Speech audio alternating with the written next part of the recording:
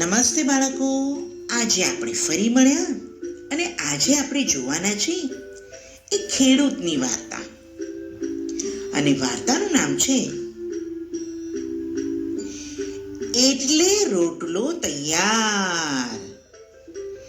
એટલે રોટલો તૈયાર, એટલે રોટલો તૈયાર.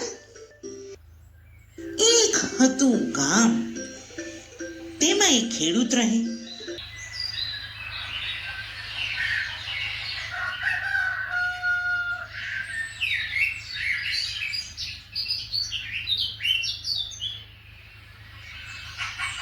ખેડૂત મહેનત કરે. એક દિવસ ખેડૂત ખેતરમાં કામ કરીને થાકી ગયો, એટલે ઝાડ નીચે બેઠો. થોડો આરામ કરીને રોટલો ને છાશ ખાવા બેઠો. એટલામાં દુડુક દુડુક દુડુક કરતા એક સસલાભાઈ આવ્યા.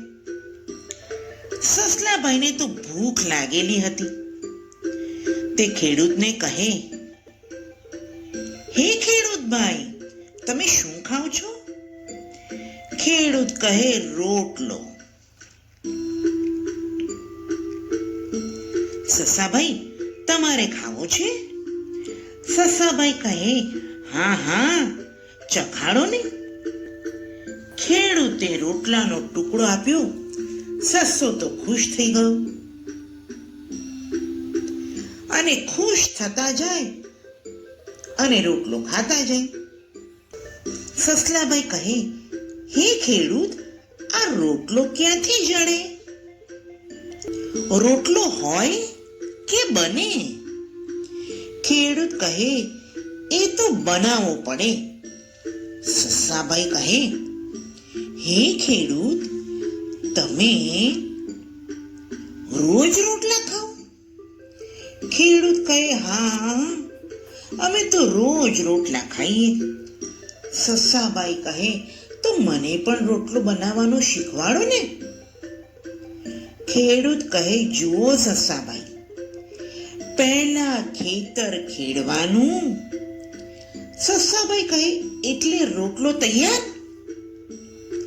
ખેડૂત કહે, અરે સાંભળો તો ખરા, ખેતર ખેડી તેમાં દાણા વાવવાના. સસાભાઈ કહે, એટલે રોટલો તૈયાર? ખેડૂત કહે, એમ કઈ રોટલો તૈયાર ના થઈ જાય, પછી તો પાણી પાવું પડે, એટલે દાણામાંથી ફણગા ફૂટે અને છોડ તૈયાર થાય.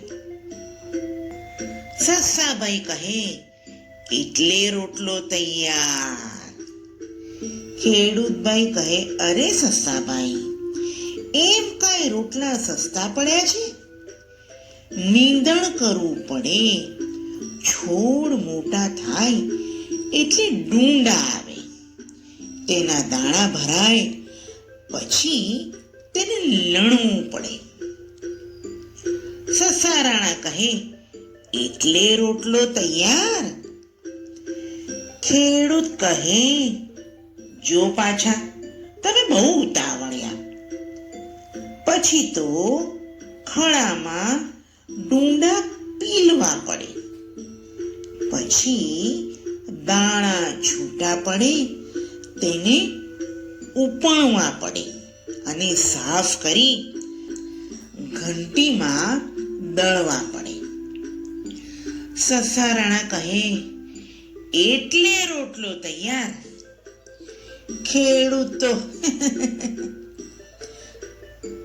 હસવા માંડ્યો અને કહે, સસાભાઈ, હવે થોડી જ વાર છે, હમણાં રોટલો તૈયાર થઈ જશે. જુઓ, પછી લોટ બાંધવો પડે, રોટલો ઘડવો પડે, ચૂલો સળગાવવો પડે, તેને શેકવો પડે. સસાબાઈ કહે, એટલે રોટલો તૈયાર? ખેડૂતભાઈ કહે, હા હા, એટલે રોટલો તૈયાર. બોલો, રોજ રોટલા ખાવા હોય તો ચાલો મારી સાથે ખેતર ખેડવા. સસાબાઈ કહે, ખેડૂત ભાઈ, આપણું કામ નહીં. આટલી બધી મહેનત અને આટલી બધી વાર. ખેડૂત કહે, તો જાઓ સસાબાઈ.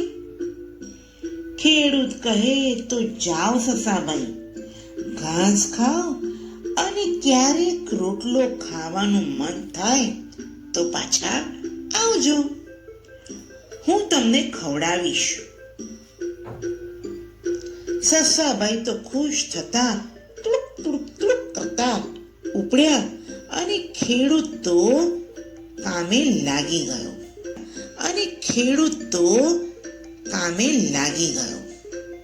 અને પછી ખાધું પીધું ને મજા કરી. જોયું બાળકો, એક રોટલો બી મહેનત વગર નથી મળતો. એવી જ રીતે આપણે આપણા દરેક કાર્યમાં મહેનત કરીએ તો તેમાં સફળતા જરૂર મળે છે. માટે આપણે મહેનત કરવાનું છોડવું જોઈએ નહીં. નવી વાર્તા સાથે ફરી મળીશું. ત્યાં સુધી આવજો.